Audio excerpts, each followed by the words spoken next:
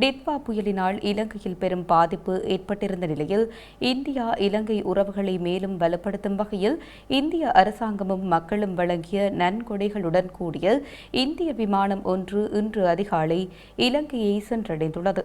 இந்த நன்கொடையில் சுகாதார பொருட்தொகுதிகள் அடங்குகின்றன. இலங்கையில் டிட்வா புயலினால் பெரும் அழிவு ஏற்பட்டிருந்த நிலையில் சுகாதார பொருட்களை ஏற்றிய இந்திய விமானம் இலங்கையை சென்றடைந்துள்ளது.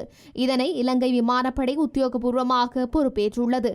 இந்திய நிவாரணப் பொருட்களை ஏற்றிக்கொண்டு மற்றொரு விமானம் இன்று முற்பகலில் இலங்கையை சென்றடைய உள்ளதாக ஜனாதிபதி ஊடகப் பிரிவு தெரிவித்துள்ளது. இதேவேளை டிட்வா புயலினால் தமது அன்புக்குரிய உறவுகளை இழந்த இலங்கை மக்களுக்கு இந்திய பிரதமர் நரேந்திர மோடி இரங்கல் வெளியிட்டுள்ளார். அது தொடர்பில் அவர் தமது எக்ஸ் பதிவிட்ட அவர் பாதிக்கப்பட்ட குடும்பங்களின் பாதுகாப்பு, ஆறுதல் மற்றும் துரித மீட்சிக்காக பிரார்த்திப்பதாக கூறியுள்ளார்.